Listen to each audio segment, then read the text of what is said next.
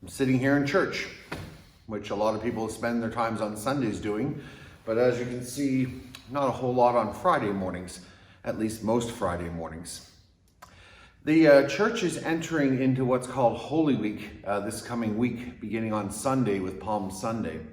You might remember Palm Sunday when the kids would come in waving their palms, maybe the long fronds or the big branches. Sometimes churches would make them into little crosses and people took them home after they've been blessed. Well, what I'd like to talk about this morning isn't about palms or what's the right way to work them into taking them home. I'd like to talk about how we derive meaning from things. Why do things stay important to us over the years? Certainly one thing that's probably common to a lot of us is family.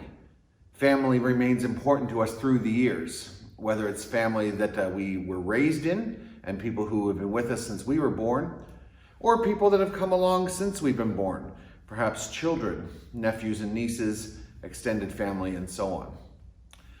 What makes things important? Is it the long-lasting effect they have on our lives? That people who are in our lives are important and therefore they have an effect on our lives and we see the value in that? What about historic events that we had nothing to do with? I think a lot of people would agree that past world events that we study in history, we probably do so because they were important.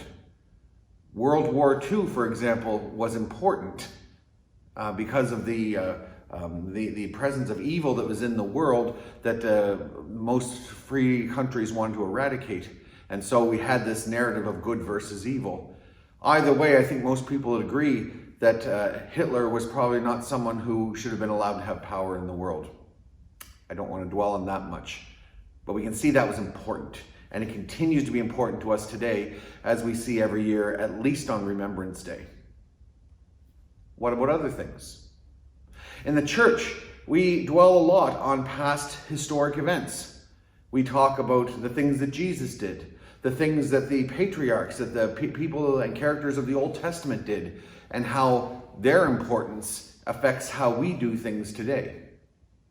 Certainly, as Jesus entered Jerusalem, which is what Palm Sunday is about, we can see this as the beginning of the end of the beginning.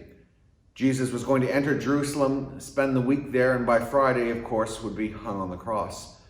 But we know that wasn't the end of the story because Sunday was coming and death wasn't going to hold him. But why are those events beforehand significant to us? Was it the foreshadowing of what Jesus was doing the week of that was leading to Friday and Sunday? Was it something else? Was it that we like to be traditional and we can mark these events and so we do, and now we do it because we did last year or last generation or last century? Some of these things go back centuries further still. Why are these things important? A lot of people would say, well, it's how I exercise my faith. And there's a truth in that. However, we have to be careful here because a lot of people in the world mix up religion and faith as one thing. Let's be sure to understand that faith is what a person believes and how it affects their life. And religion is the practice of that faith. So I'm a Christian, and I hold to the beliefs that I hold from understanding Jesus, and I try to follow his life in my own as best I can, with his teachings, his examples, and what he calls us to do. My religion, as an Anglican, means I practice my Christian faith in an Anglican context. And so I go to an Anglican church, and I mark some of the things that Anglicans mark. Try to mostly, at least. And these things shape my life. And so that when it comes into a time of Holy Week, I'm not only marking the events in an Anglican way, but my Christian faith is also being expressed through the marking of these events. I know this is getting a bit heady, but what it gets me thinking about all the time is why these are important.